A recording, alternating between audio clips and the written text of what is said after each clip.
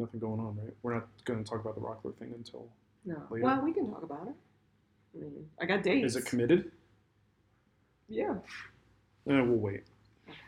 Even though some people will probably hear us say that. Oh, the built-in microphone. No.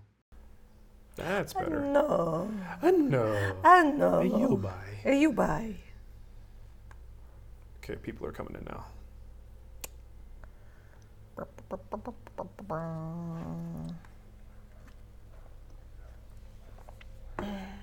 Did you get a notice yet?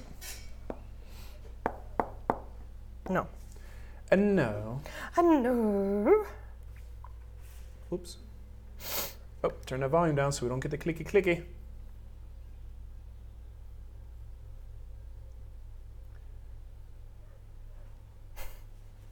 Well, Joseph Mensch here, so we can get started.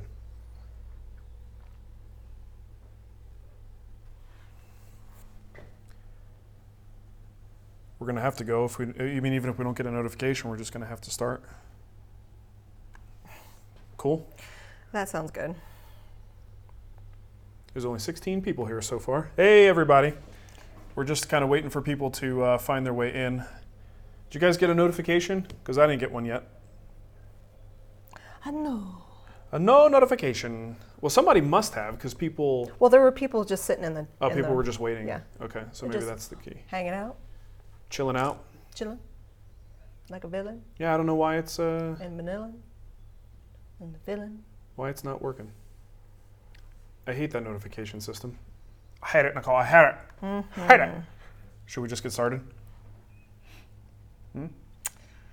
Sure. Or do you want to wait a little longer? longer? Let me pull up my chat real quick. Nicole's pulling up the chat. We'll get started. There's a whole 32 people here. It's like a party with close friends. 33. Jason is here as well. Yeah, no notification. Weird. I wonder if it's who knows with YouTube. Weird. As Chris says, smash that like button, baby. On your way in and on your way out. Just hit it again. Even just in case it didn't take the first time, just hit it a second time. Smash it, baby. I'll put up some manual reminders. What's up, YouTube? It's your boy Wood Whisperer over here. Smash that like button. Don't do that. That's what I'm supposed to do, right? Don't do that. I just want to refer to myself as your boy. No, let's not do that. I'm not a boy anymore. I'm a man. I'm a man, baby. Mateo says that once in a while. He goes, a real man. I'm a man. With a man's wetsuit. A small man's wetsuit. Okay, let's roll. Peter's here. He's getting impatient. Come on. He's got a 10-mile run to do or something. Let's go. He's working now. He's got a job. Got a job to do. Okay, ready to roll? I'm ready. So it's Friday Live. I'm Mark. And I'm Nicole. We're going to answer some questions about woodworking. We're going to talk about a few things, show you a new tool from our good friends at the Red Anodized Aluminum Company, known as Woodpeckers. It's a good one today. I'm really excited about that one. We've got some questions pre-selected from Patreon. If you want to get involved in that, that's patreon.com/woodwhisperer. If you help us out there, it's kind of like a recurring donation. You can have your questions pre-selected for the show, and then I will answer those, and Nicole will get the rest of the questions from the chat room on the YouTube. Are you ready to go? I am. Who are you talking to? I'm writing She's a over post here on Facebook. because YouTube didn't send out the notifications. I'm gonna try to. Oh, it's work related. Yes. I thought it was like a PTA thing. She's doing PTA work during the show sometimes. I was doing PTA work before. Good. That's what I like to hear. Okay. Should we get started? I got a couple questions preloaded. I'll let you finish your horoscopes or whatever it is you're reading over there. It's kind of weird to have an audience. We don't have an audience. Yeah, my brother. He's not an audience. He's just Jay. Oh, someone said they just got their notification. Well, good. Better late than never, I suppose. I still have it. I still didn't get one. That's all right. Okay, so our buddy Tommaso wrote in. He says, with a request for project ideas, he's referring to just recently in the Guild, we put up a Google form where you could submit project requests for future Guild projects. He says, any projects you'd wish to stay away from?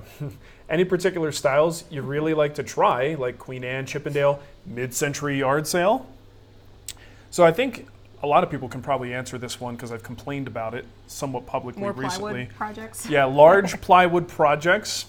I think I don't want to do any of those for a while. We did the miter station build. I had to build cabinets over here. Now we're doing the hall tree. It's fine. They're fine. It's just not my thing. I don't really enjoy it. It's fine, like pine. It's just like pine. Plywood is fine, like pine. Another T-shirt idea. Anything I'd like to try? I don't know. There's lots of stuff I'd like to try. I tend to not be good at building furniture styles that I don't actually like, right? So like a Queen Anne style something. I guess there's technical aspects of it that would be fun, but ultimately I'm not that enthused about the style because I don't like that style of furniture. So it's hard to say, though. I'll think about it a little bit more. I do need to challenge myself. Is there anything that was it you don't or do? He's saying, is there any styles you do want to attempt? I would like for you to do some more green and green. Oh, come on now. Or come on now. Some. No, we're leaving that to Daryl. But I love it. He's the master. I like it. The thing is, I like it. Green and green is tedious, super tedious. I understand. With the little. It's just detail-oriented, tedious, and it's a little. I love it. I mean, I love the furniture style. We have another number of green and green pieces in our house, but it's a little one-note-ish. I don't care. I like it. if I could say that, you know what I mean? Like, so then that's why it's such a love-hate thing. Yeah. People either love it or hate it because when you see green and green, you know it's green and green. We had somebody share a project in our guild Facebook group, and I think it was mission style, and I was like, ooh, I like that too. Mission style is good. It's a fun style to build in, but it's not very complicated, but it's fun. Hey, you know what? We forgot to thank some people. Oh, yeah. Folks who helped us out on Patreon. Just going to call them out here. Ed Hinchy, Steve Avery, Matthew Mach, or Mac, and Doug Miller. So thank you guys for helping us out. We really appreciate it. That's, again, over at Patreon, patreon.com/woodwhisperer. Yep. Smash that like button. That's where these initial questions are coming from, but like Mark said, I'm going to... You want to throw one in? Because I got I got a long question. I don't have anything yet. Okay, so Larry Wolfgram wrote in. He says, I'm wondering about table saw blades. I recently purchased 2 Forest Woodworker 2 saw blades from Amazon. Right out of the box, when cutting quarter sawn white oak, the wood started to burn. Eesh. Eesh. Contacted Forest, and they suggested I raise the blade so that the teeth were above the workpiece. I noticed that you're using a different manufacturer on some of your videos. I've checked alignment of the blade and the miter slot and the fence. Basically, everything is within 0.02 of an inch.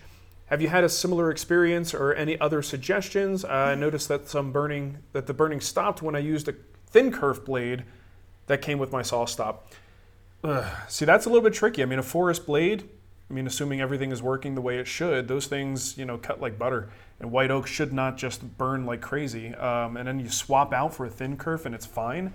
It's a bit of conflicting stuff going on there because the Forest blade should cut clean, assuming everything is calibrated. If it's not cutting clean, the first thing we think about is calibration. But then you switch to a different blade and the calibration would be the same with a different blade. And I'm talking about the calibration of the saw, not the blade itself. But the saw, if it's off, you'd think it would be off with the thin kerf as well. So, this is a little bit tricky. I think it requires a little bit more information. It's a tricky thing to troubleshoot without actually having all of the details and trying different scenarios to see if you could pinpoint what's wrong. Definitely, to me, sounds like it could very well be a problem with the blades, but I always go back to calibration again to double check and make sure everything is fine. If the blade is just kind of tilted back so that as you make the cut, the back part of the blade is rubbing as you're pushing through the cut. That last little bit of rub is where you can sometimes get burning. And that can happen on either side with a miter gauge crosscut, or if the blade and the fence aren't perfectly in a line, let's say your fence is kind of tilted in a little bit as you exit the cut, you're rubbing on the back teeth, and that could cause a problem as well. So I would just revisit calibration a couple more times, do some more tests, and see if you can determine, at least rule out the saw. But the fact that the other blade cuts really well makes me feel like you are ruling that out. But I hate to say that like a Forest blade is just bad, but I don't know. And you got 2 of them and they're both doing it? It's lame sauce. I don't have a great answer for you though.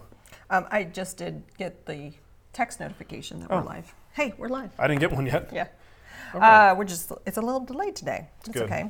I have a question here from Tom Lesef. Okay, here we go. I know you're not Shannon, but first-hand playing. That is reassuring to know that you know I'm not Shannon. Yeah. Okay, go ahead. But first-hand playing, Cosman, Veritas, Nielsen. Well, you're already aware of fairly high-end stuff, and it sounds like that's what you want. I don't think your first plane needs to be a Cosman, Veritas, or Nielsen. That's an expensive road to go. If you want to go that road and you have the budget, then fine, because you could see that's what I use here as well. I don't like to fuss too much with the hand tools. I don't necessarily want to, I'll fuss with the blade, but I don't want to have to do anything to make the tool work properly outside of the blade, right? So I like to buy a good manufactured, fairly new product. But you don't have to go that route. Plenty of people will get, a cheaper Stanley, flea market, Wood River, something, and it might require a little bit of tune-up. But if you're just starting out, that's maybe just the thing. You get to know the tool a little bit better, and then eventually when you're ready to upgrade, you can see where the value is in these things because you've used this other type of tool or this other grade of tool. So yeah, all of those are great. You're not going to be disappointed with any one of those brands. And if the budget is there, I don't know. Sometimes it's 6 1/2 dozen with this stuff. I have Nielsen because when I first started, I got a Nielsen block plane. And then a lot of my other planes, I just wanted to keep it in the theme, so I kind of went with Nielsen across the board. Some other things I've got Veritas. Had I gotten my first block plane as a Veritas, I probably would have like all Lee Valley Veritas stuff here. They're both equally as good quality-wise. Look at the differences. One might appeal to you more than another. Here's really the only difference I can tell you between these two brands. Cosman, I don't know much about his tools, but Nielsen is going to make updated current versions of classic designs, just really good, really well thought out versions of classic designs that just are, best in breed. Veritas, on the other hand, is going to take a classic design and modernize it in such a way that it adds new features, things that may not have been there before, new designs, a little bit more of a different aesthetic, but they still work equally well as the classic designs, right? And in some cases, maybe better. So depending on the kind of person you are, what kind of company you want to sort of align with, you might make a choice based on that.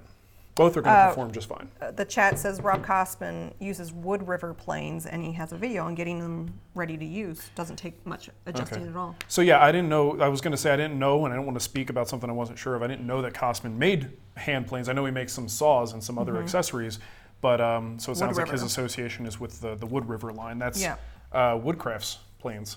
Oh, is that? Yeah, and Rockler actually has some hand planes now too. I think under the Bench Dog brand. Okay. Everybody's in the hand plane game. And those are a little bit more cost effective than some of these other brands. Let's see here. There was something. I get nervous anytime someone starts a question with, I know you're not Shannon. I'm like, what am I in for? What's coming at me here? John Yorick said, my first 30 hand planes all came from flea markets. Do you really need 30 hand planes? John says, he goes, you don't need new, but you do need 30. So take John's advice. When you want 30 hand planes, go to a flea market. Go to a flea market, yeah. Because if you have 30 hand planes, that's probably the only way you're going to be able to afford 30 hand planes. I got another question here. Okay. This is from our boy David Wiggins. He smashes the like button. Oh, yeah. He says, QOS Spags to you, good sir. 2 questions today. What's the ideal domino size for attaching a face frame to carcass, standard 1x poplar with 3/4 inch ply? Can it be done with a 700 XL since I do not have the 500 yet, or is there a better solution? He's got a second part to his question. There are other solutions out there. I mean, we just did a face frame and busted our butts making dados and rabbits and grooves and all that stuff. But you could use biscuits. You could use a router to make a groove and have some kind of a spline. You could use pocket screws. But to answer your domino question, I think a 5x30, that's why I have this one, that's why I've been kind of fiddling with it the whole time. A 5x30 is probably a good size for a face frame. If you're not comfortable with how far it goes into the face frame, offset it so it goes a little deeper into the ply and a little bit of a shallower mortise into the face frame. That's certainly something you could do. You can do this, of course, with the 500. The 700, you're probably going to need adapters. It's not out of the box going to do this size. But I believe Seneca makes some adapters. I have them. I've never used them because I have the 500, but I bought them to test them and I just never did. But they make adapters that go into the 700 so it can do a smaller range of domino sizes. And I'm pretty sure you could probably get the 5x30s out of the 700 if you wanted to. So that's certainly an option for you. Can I just acknowledge Dunkin' Donuts for a minute?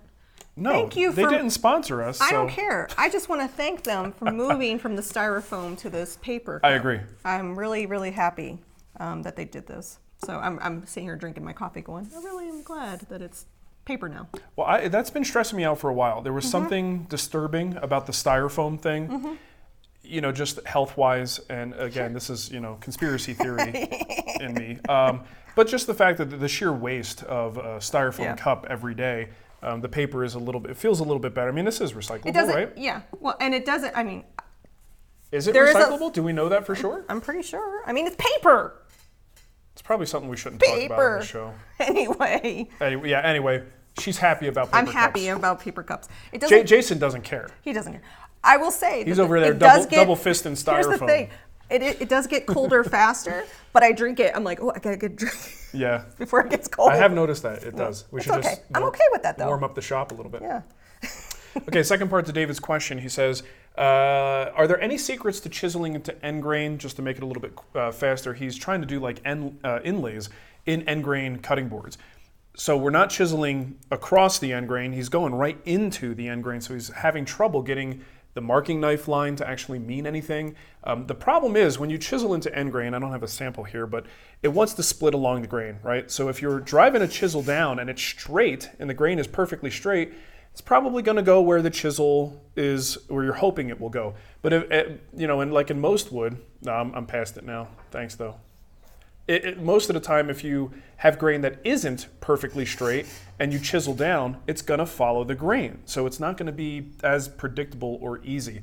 So I think, I don't know a good solution if we're talking about hand tools, David. He mentions that CNC is obviously like the end game here. That's what you would want to use. In that same vein, the router.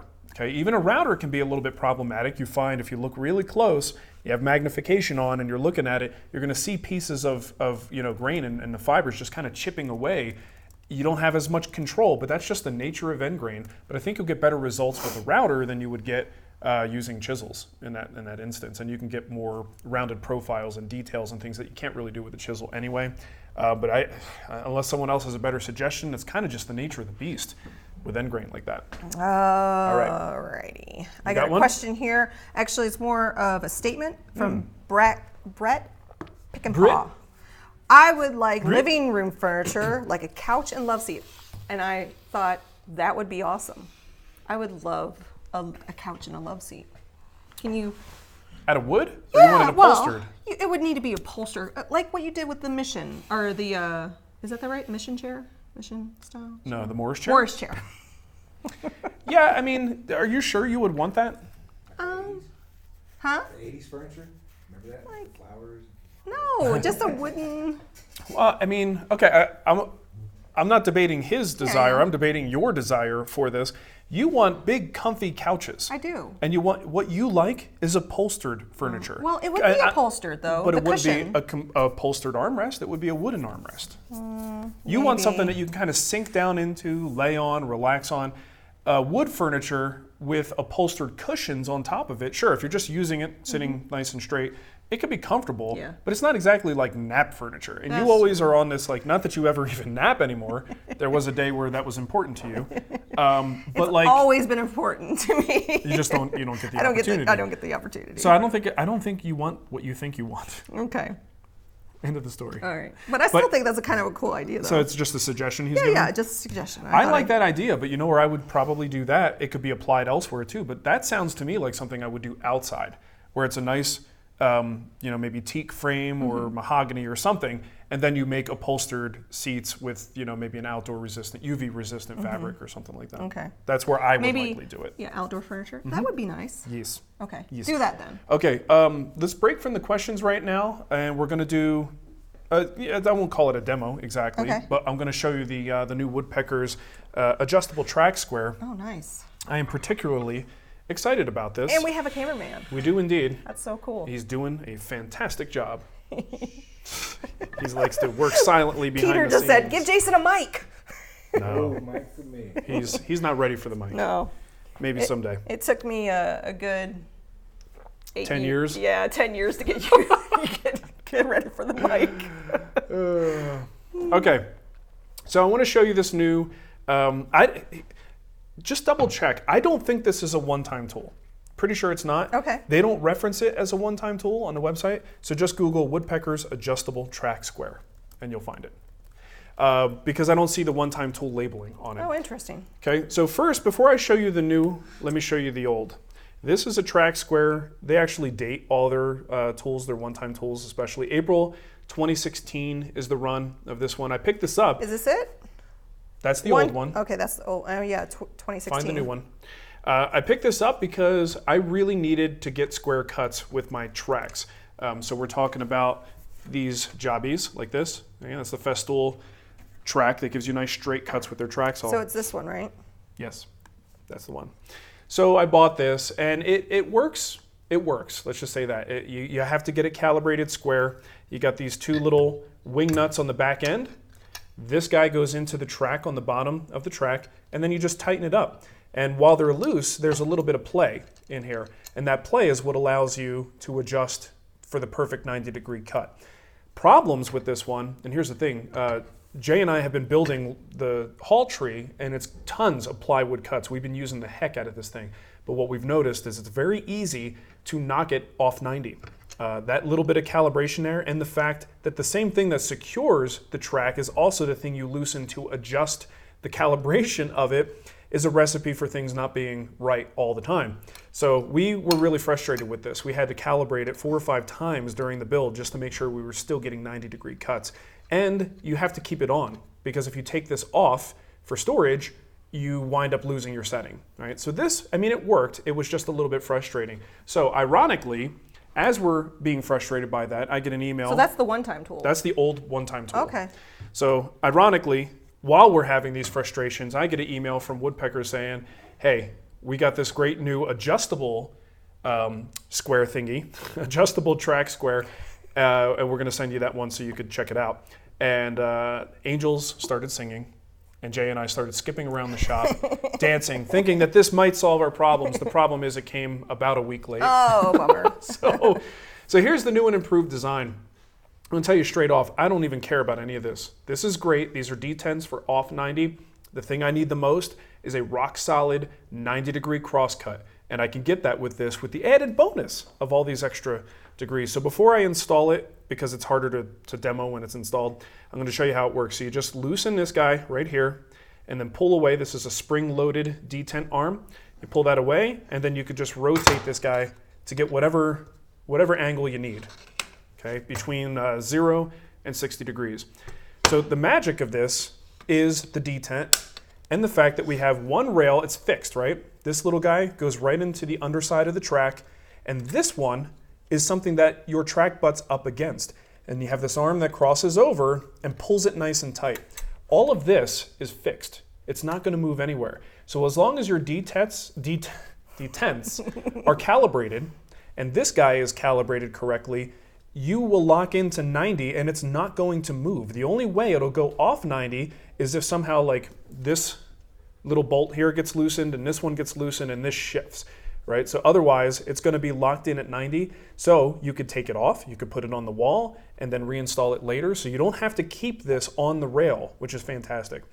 So I'm super stoked about this. I'm gonna install this real quick here. Hang on, bear with me. Bear with me, yo. So you slide in, this one goes into the track on the underside, and this one slides right up against it. Just like this. Right, and that's pretty secure as it is, but you have that little bit of variability. Here's where the magic happens. We fold this little dude over, clamp it down. Now there's no movement. There's no flexibility there whatsoever. So as long as we're in at 0, we're locked in here, we got 90-degree cuts. And should we need something that's not 90, we could use one of the other D10s. Here's a 15-degree cut. This is the fence that lines up against your plywood edge. And this is just a little arm that kind of helps keep it from wobbling when it's on in position there. So plenty of reference surface, and I cannot, well, no, I don't want to do another plywood project. But if and when we have to do another plywood project, I'm going to be so excited to be able to use this thing. I always try to give you guys an idea of value. Jay, you can come back up for this one. This ships 9/30. 9/30. So September 30th. Do you agree with me that no reference to one-time tool? I don't see any like order by date on. Yeah, usually on the they have the page. order. You have to order it by a particular time. I don't see that. I just see the ship date. So double check for yourselves. I don't want to, misquote them in any way. But I'm excited about this, and like I said, I do try to let you guys know when I think these things, just based on my usage, are really a good investment and a good buy. This is a major thumbs up. This is one that will get a lot of use in my shop.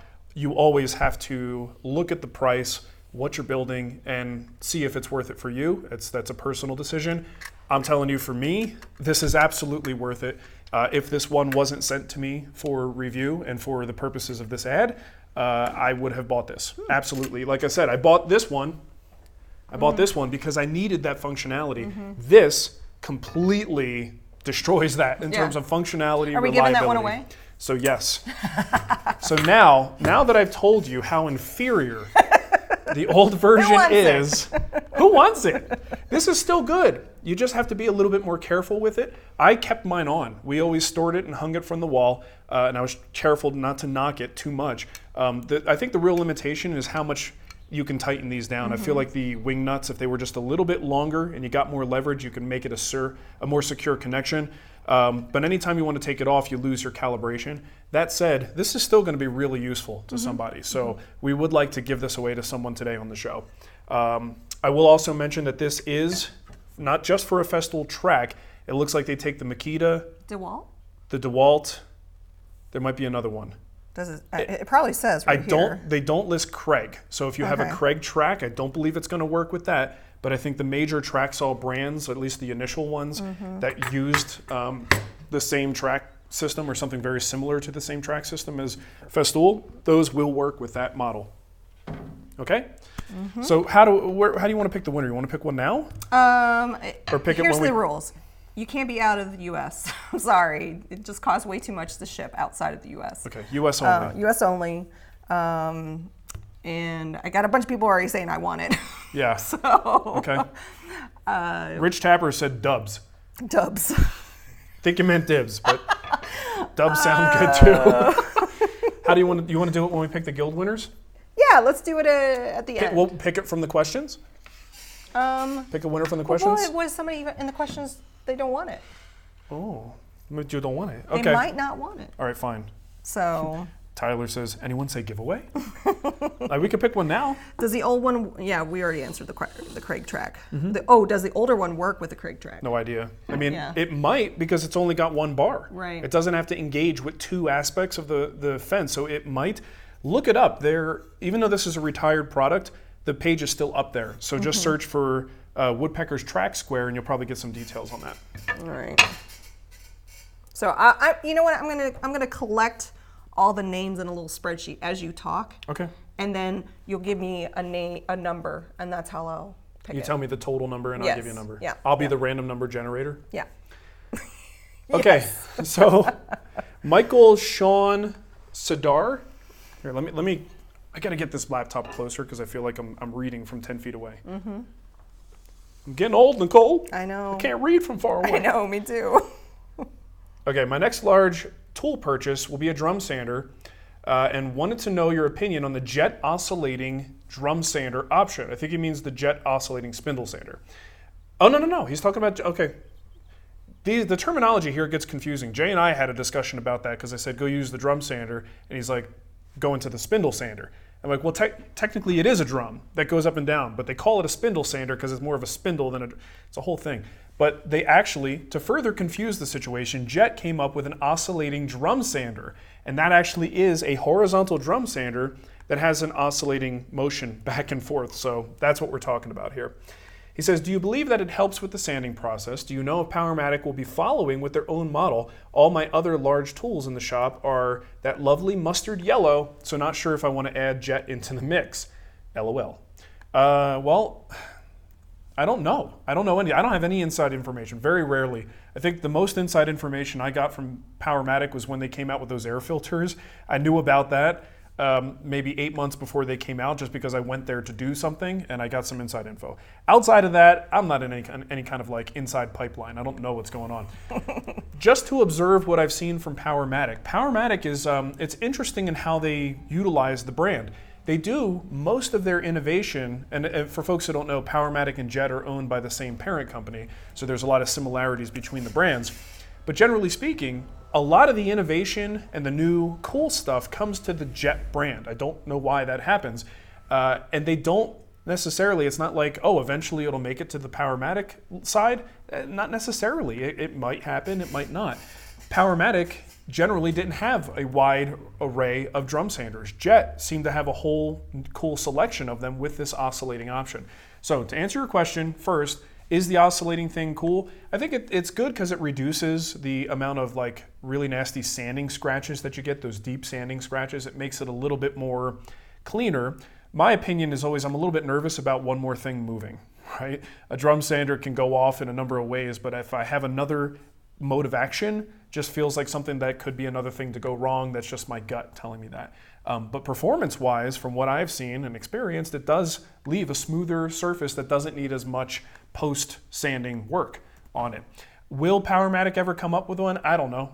I don't have any hopes that they would. I don't see any reason or any indication that they're going to. They've got their one drum sander, and that's the drum sander they have. I don't know. I don't know what the decisions are behind this stuff. People are saying, "Oh, this is a daunting task." I'm just copy and pasting. It's not big. She's working. I got questions that keep me busy. So if he's answering questions, if you I got 3 more anyways. If you've indicated that you're interested in this, I will add you to the spreadsheet. So don't worry about it. Chris Kalnassi says, all right, Mr. Master of Wood Movement. Did you guys catch all that crap on Instagram recently, the whole wood movement rant? Somebody referenced it and talking about the tooth fairy in the chat earlier. It was a blast. Okay, so Chris Kalnassi says, do you find any species particular to move a large amount in comparison to others? And what about outside furniture? Does one have to account for a much larger movement potential when dealing with humidity if it exists in their climate? Man, I should have taken those pictures I showed you. So I don't know specifically wood species. I know there are differences, not just the way it's cut from the tree, but a species itself might be inclined to move a little more than others. I can't tell you what those are, but go to one of those calculators. Go to Woodbin or go to the Woodshop widget. You put in, you could plug in the same set of conditions with a relative humidity or a temperature change, and then just change the species and see what happens. And they will be different numbers. And that's using math from smarter people than me to come up with those movement numbers. That's the only way to check it that I know of, but off the top of my head, I couldn't tell you one species that just moves, in particular, moves more than another. As far as outdoor stuff, absolutely. Outside, inside we have temperature control, we have windows and doors and air conditioners and heaters, right? So we can kind of keep our humidity at least buffered. It's gonna move, but it's buffered. It's not gonna move quite as abruptly. Outside is torture. Outside is like whatever Mother Nature says it is, that's what that thing gets exposed to. So yes, your highs and your lows, your peaks are going to be much more severe outside, so you do have to plan for those pieces to move. They also get UV abuse, which means the finish is going to wear down a lot faster, and that finish is a layer that kind of helps buffer the wood from those peaks and valleys in terms of the humidity. So if that finish starts to fail or starts to give up or thin out or something, it's not going to work as well. So absolutely, you have to account for more extremes outside. So definitely something you should be thinking about when you build. I do have some super chats that I need to ask you. Well, super, Nicole. Super. Thanks for That's asking. super to hear. If YouTube would refresh. Oh, YouTube. I know. So we did Tom's already. Is it Julian? Is it Julian? Julian? Julian? No, that's probably Julian. Julian. If we promise to make it a mount to display with our tools, do we stand a better chance at winning? Yeah. Maybe. Maybe. Bill Ockert also did a super chat, but Okay. I don't see a question here. Bill, if you do have a question, I'll keep my eye out in the chat for you. Cool. Anything else? I do have a question from B. Walker.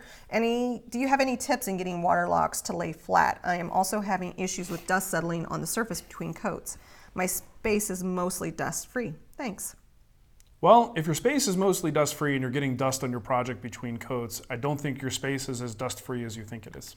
So what I might recommend, if you don't already have one, get yourself one of those air cleaners, the squirrel cage style. Jet makes them. Powermatic has that new with the electrostatic filter model. That's what I use here. Wen, I think, W-E-N makes one. There's quite a few companies. JDS has one. Grizzly, I'm sure, has them as well. Those are great. Those are good for when you're done working for the day. Before you finish, maybe even the day before you finish, run that thing for a few hours, clean the air. It's also good to vacuum the shop, because anytime you walk around, even if you clear the air overnight but you didn't vacuum, dust has settled into the floor, and then now you're going to kick it up as you walk around. And a lot of people underestimate how much that kicks up into the air. So you think everything's dust-free, and it's really not. Something I used to do when I was really paranoid about the dust, maybe a little bit overkill, but right around the area that I'm going to be applying finish, while I was there, I would grab a spray bottle of water and I would mist water down on the floor. So if there was any dust there, it kind of immobilizes it and prevents it from becoming airborne as I walk around the piece and finish. And then once I leave, as long as there's no air movement in the shop when I leave, it'll be perfectly fine. So that's kind of, there's only so much you can do, but those are a couple things that you might be able to do to improve that dust situation.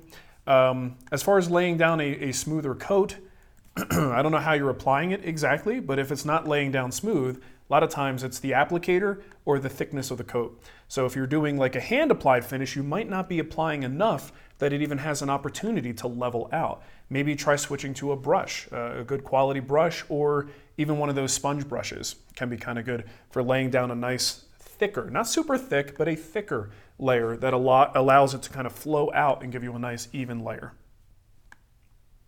Are you just watching me cut and paste? I'm like, people are like, add me to the list. Yeah. I'm like, all right, I'm adding. Add them to the list. Okay.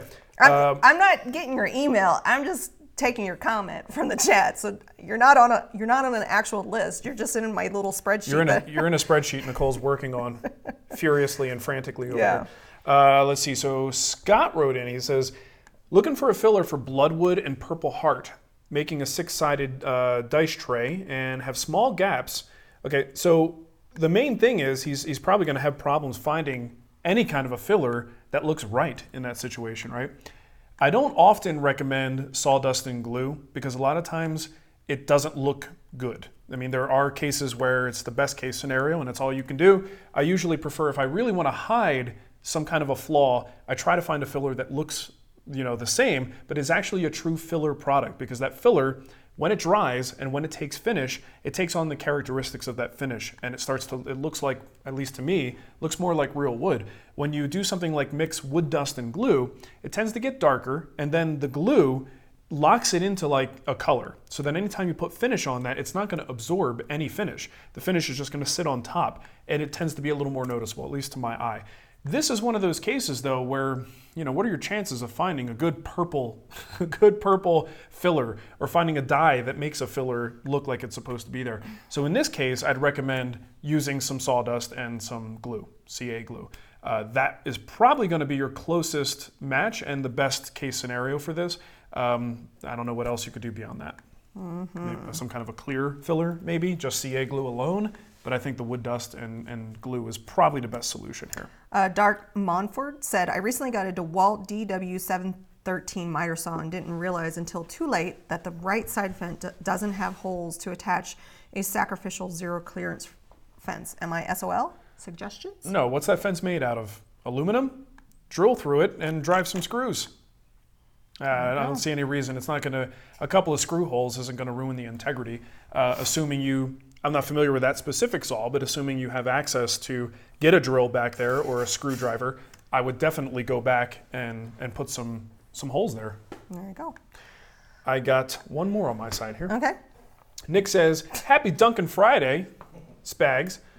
2 quick fire questions. Do you have any plans to add upper cabinet plans and or videos to the miter saw station project? No. Well, here's the thing. I bought pre-made stuff from Cabinotch. Not totally happy with them, I'll be honest. It's a long story. I don't want to get into it now. And I still need to make doors for them. So never say never. Maybe I'll get annoyed enough at those that I'll eventually wipe them out and make something. But I did pay a lot of money for them. So I'm hesitant to be like, meh, be gone with you. So no current plans, unfortunately. Sorry, Nick. Second question. You have any recommendations for low VOC finishes for T111? That's the stuff behind me. I've hung a few panels in my basement shop and I'm looking to maintain the natural color while sealing them to some degree.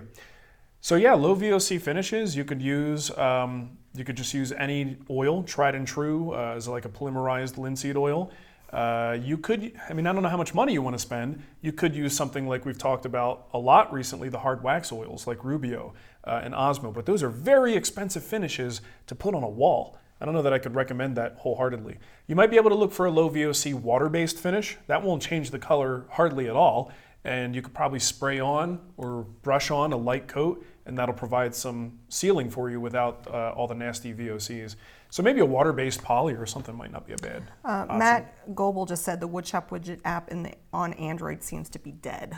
Just The FYI. Woodshop widget on browsers seems to be dead. Yeah. I think the iOS widget is the one, That's or the only iOS app surviving. might be the only surviving iteration of that, which is a real shame. But you know, development is expensive and time-consuming.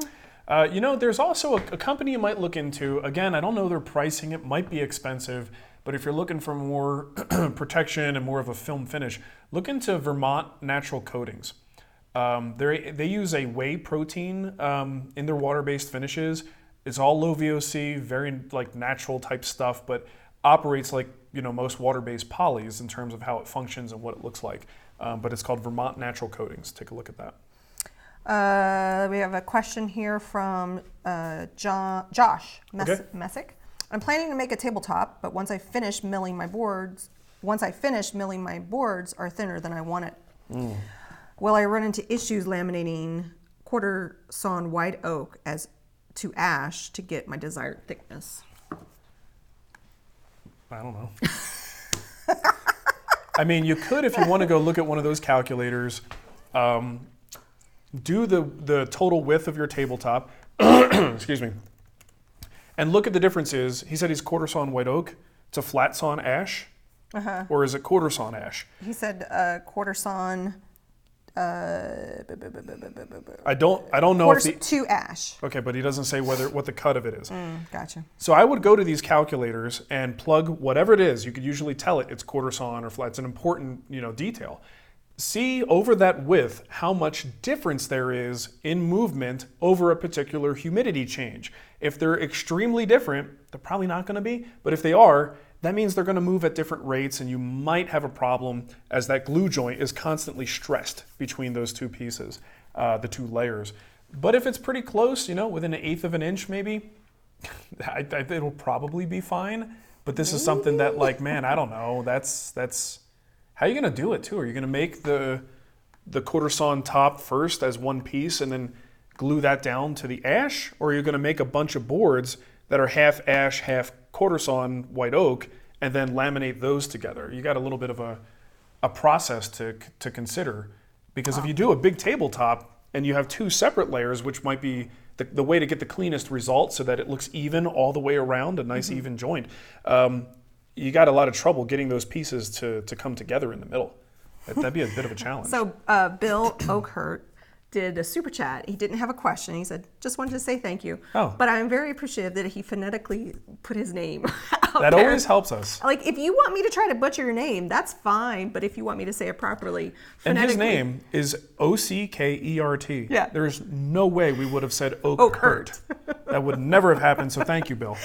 And then Julian. Julian. See, it was Julian. Yeah. And I think Julian has told us that before. Yeah, I think so too. I don't have a great memory. And we don't remember. But I do remember being corrected on Yeah. Julian's name Yeah. at some point.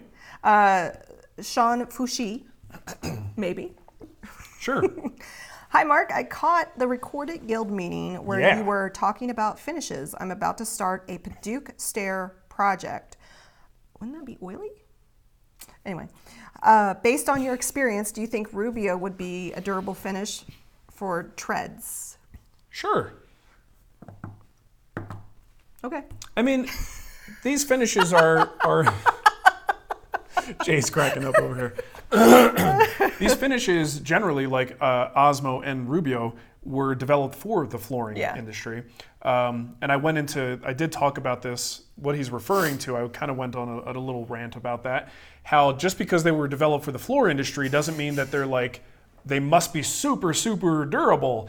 They were developed for specific reasons, and they are not the most durable solution for floors. Are they durable enough for most applications? Yeah, probably. And as long as the homeowner knows what they're getting into, they could be a great floor finish. As long as you know what you're getting into with those finishes, I don't see any problem putting that on the treads. There you go. Let's And see. look, Padauk is hard stuff. It's a durable wood. A lot of the durability you're going to get out of using that in some level of flooring, be it stairs or actual flooring, is the Padauk itself. What you're putting on top of it is just something that's going to repel dirt, dust, make it easy to clean, and repel moisture. Outside of that, Padauk is doing all the heavy lifting there. Let's see. Not a question, but Joe W. was in our guild meeting on Tuesday, and we said hello to his daughter Natalie, and she said that, or he said that his daughter, told all her friends at school that she was famous after we said hi to her at the last guild meeting. She was very excited. And all of her friends were like, "Who? What toy show does he do on YouTube? What surprise egg? What songs does he sing?" I remember when our neighbor's daughter found out we were on YouTube. Yeah. And she's like, "He doesn't, that's all the subscribers he has?" It's like, hey, girl, we're in a different situation over here. Back off. That's funny. All right, so I pulled all the people that said pick me, enter me. Okay. I would like that. And Bueno. What's the total number? I have 40. 40 of them? 40. So give me a number. What's a good number? How about, Again, you need to be in the U.S. he said 27? 27? Jay says 27. Jay picked the number. Jay so picked 20. I'll go with Jay's suggestion. Jay 27 picked it is. Paul Bear. Paul Bear. He said, I'm interested. Thank you. Well, here we go, Paul. This Paul. is now yours. Look, I'm going to rub it against my beard for good luck. And also to create a little bit of static. Paul, you won. Congrats, Paul. We're going to try to get this thing wrapped up safely for you. It could probably be run over by a vehicle and would be fine anyway, but we're going to package it up nicely. And hopefully this serves you well. Make some nice 90-degree cuts there. So, Paul, you're going to need to email me, Nicole@thewoodwhisperer.com, and it's Nicole. There you go. And you know what? While we're at it, let's pick a second number, and that's the person who gets the free guild project. Oh, well, there you Are go. we done, though, for the day? I don't have any more questions. I think I'm good here, too. Yep, and it's almost 11 o'clock. Okay. Well, we'll finish a couple minutes early for once. There you go. All right, so I'm going to pick another number. This number is 33. 33. Why are we going in? We can go higher. All right, 33. To 40. It's not. There's only 7 higher than that. Brian Flick, Brian Flick. you are a winner of a guild So project. you don't win the thing you wanted, but you're going to win the thing you deserve. What that means. A free guild project coming your way. So make sure you get in touch with Nicole again. Nicole@thewoodwhisperer.com. And we'll set you up with a free guild project. Let's see if YouTube will let me. Yep, they did. There you go. There's my email. Okay. All right, so I think that just about does it. Oh, did Jay just peek in? That was my brother. There he is. A little cameo by Jay. Jay, your tag's hanging out of the back of your shirt. Nobody's seen looking at my back door. No, I'm just telling you for your own reasons. You don't want to walk around like that. Okay, Brian says, awesome, My thanks. question. I don't know, Wood Beast. I didn't see a question. What? Wood Beast has a question? You want to know more? I'm replacing my stair treads on particle board with oak treads to cover them. Best glue? Tide Bond! I'm sure Type Bond makes a product. Yes, I'm sure. I guess. What was the question, though? He's replacing treads on what, and he's gluing something? On my stair, replacing my stair treads on particle board with oak treads to cover them. I'm not really the person to be asking about flooring Yeah. or stair treads. It's not something I do a lot. I'm not an interior carpenter. I don't know that stuff. I would glue it with like glue, like Type on 1.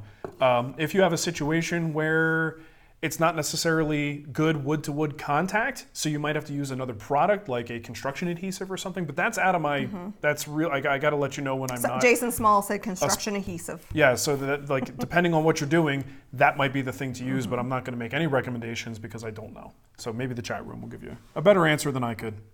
You know what they say, experience when you're, what? Don't Sorry, Stephen Linna. Is that his name? Yeah. Stephen Linna? Here. in response to that other question. Don't half-ash it. Half-ash, half-oak. All right, that was great. Steven, good job. So what I was saying was the mark of a true experienced person is being able to say, I don't know. Yeah, well, thank you, Nicole. So the more I say I don't know, the more experienced I am. Yes.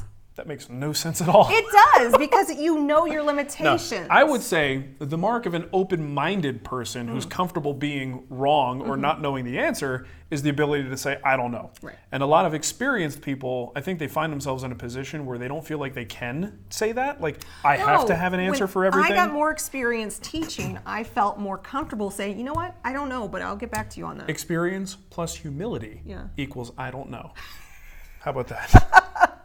There's your title for the show, Nicole. Everybody's commenting on your shirt. Yeah, wasn't it somebody who worked at a car wash? One of our viewers sent it in. Sudsy.com? Sudsy.com. You can probably get one there. He owns a car wash. Actually, I really like the shirt, too. Yep. All right, I think we're good, right? You guys have a wonderful weekend, and I don't think we have any delays or anything going on next week. We'll have a normal show. Normal show? Normal show? Normal show, maybe. Okay, normal show. Normal show. So thank you for watching, everybody. Thanks to everybody who tune in. Yeah, it's a great Motley Crue video going around showing an interpretation of Vince Neil's singing, recent singing. It's like bad lip reading, except for it's just hearing what he's saying and what it actually sounds like. It's fantastic. You need to look it up. Tune it in my eye. Tune it in my eye. All right. Thanks, everybody. Have a great weekend. Bye. Peace to the out. Smash that like button on your way out the door. Let's punch it on the way out. All right, we got work to do. Yeah. Bye. Stop talking, Nicole.